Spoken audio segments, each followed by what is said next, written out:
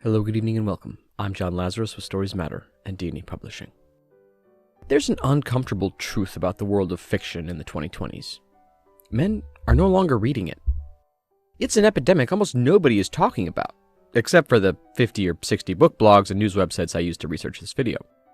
While this could be great news for virile, heterosexual male authors looking to score some easy strange at book signings and literary conferences, it's also a market all fiction writers, male or female, need to win back. And it's not just readership. In fact, the entire industry is becoming more and more dominated by females. 58% of literary agents are women, and at some publishing companies, nearly 75% of the staff are female. It was such a big problem at D&E Publishing that I had to lay off many of my female editors and copywriters and hire my unqualified nephews to do the work. Things have gotten sloppy, but with the money we saved on paternity lawsuits, it's about evened out. So you might be wondering, how did we end up here? Well, there are a lot of theories. Some think radical feminists at literary houses are punishing straight males by not publishing traditionally masculine work and therefore keeping things male readers want out of bookstores. But I'm not sure about that. After all, my self-published political thriller, The Annapolis Affair, has everything a straight male reader could want. A love interest with Jacobs, who's also double-jointed. Extreme violence against minorities. A protagonist with the dead wife. A second love interest with Jacobs. But of the 50 or 60 males I gifted the book to, less than 10% proved they read it when I quizzed them on it later. So what else is happening? Well, some think there's just too much competition from other forms of entertainment. Netflix, video games, pickleball leagues, online gambling, and about every type of porn you could imagine. And some think men just don't have the time. And in this economy, most men have to work 2 jobs and host their own podcast just to make ends meet. Let's not forget the social component either. For women, reading can be a shared experience, and book clubs are another thing that's becoming more and more dominated by women. As a man, I've never felt comfortable or accepted at a book club. Though, in fairness, that could be because at the last book club I joined, I was sleeping with 2 different female members. In today's video, we'll look at some ways fiction writers can try to coax male readers back into the fold.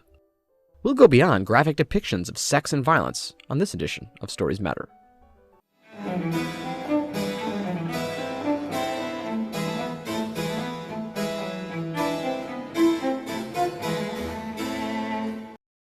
Today's video is brought to you by the Hair Restoration Institute of Scottsdale. Hair loss affects millions of men every year. Nearly 10% of all cases of depression and almost half of all renunciations of religious faith are due to sudden hair loss. I know when I started to lose my hair, I was lamenting how much harder I'd have to work out and how many more thoughtful gift ideas I need to think of to get laid.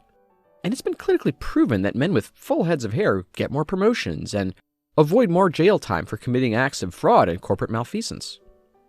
Maybe you tried other solutions, but you probably found out that toupees aren't convincing, and most sexual partners will think it's weird that you wear a stocking cap even when you shower. The Hair Restoration Institute of Scottsdale offers a permanent solution. With a simple series of deep incisions at the back of your neck, our specialists will have you looking like the true you. Vibrant, youthful, inexperienced, and naive about the true horrors of the world. Call HRIS today to schedule a paid consultation. Now, let's look at some tips to win back those male readers. Tip 1. Keep it short and sweet. Today's fiction has ballooned in length. Average novels are around 100,000 words. Sci-fi and fantasy book series often extend past 150,000. As we said, men are busy creatures who can't invest all their time into your work. It wasn't always like this.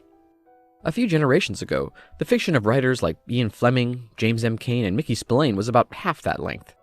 A man could finish a single novel in a day during his train rides to work, his late morning and early afternoon scotches, and his early evening post-coital rest so long as his secretary or mistress didn't get too chatty. Writing a novella between 50 and 60,000 words might just be what the potential male reader needs. A writer who's a good editor will know where to make the cuts. For example, get rid of your adverbs. Always move the plot forward. And don't describe the setting that scenes take place in. And if all else fails, simply remove the dialogue and inner monologue of your female characters. Tip 2. Be relatable and yuck it up. It's a depressing time to be a male. Well, I'm not going to waste time trying to analyze or solve the male loneliness epidemic. All I will say is that you writers should absolutely exploit that loneliness for your own gain. You should write protagonists that your reader could be friends with. God knows they're desperate for one. And steer away from complicated anti-heroes or virtuous superheroes. Write characters who feel like a hilarious, fun-loving neighbor, instead of a real-life neighbor who constantly disputes your property line and then has the gall to come onto your property uninvited and drown in your own pool. Tip 3. Serialize. So many writers want to write the next great American novel. They want to write the next Great Gatsby, or Infinite Jest, or The Way of the Shadow Wolves. Fight the urge to be the voice of a generation. Build your name first with short, simple, confident fiction. Your magnum opus shouldn't come until you've grown sick of your friends or partner and want a better class of associates. And the best way to keep readers reading more and more of your fiction is to serialize. Serialization is the most natural form of storytelling anyway. It dates back to caveman times.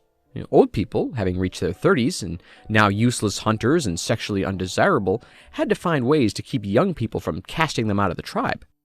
Telling never-ending fireside tales that ended on cliffhangers was the only way the elders could attain food and shelter. Fast forward to the 19th century, most classic novels you can think of by writers like Dumas and Dickens were released in serialized segments. This was so tonic and elixir companies could advertise their most up-to-date products. Ads in long-form codex novels would be quickly out of date, so publishers had no way to pay for printing costs. In the modern day, writing short serialized stories more closely mimics TV shows and video game levels so loved by modern men. Most men feel like shit all the time, so giving them something to look forward to will go a long way. That's all for today. Please don't forget to like and subscribe, and I'll leave you with this week's This Day in Literary History. See you on the next one.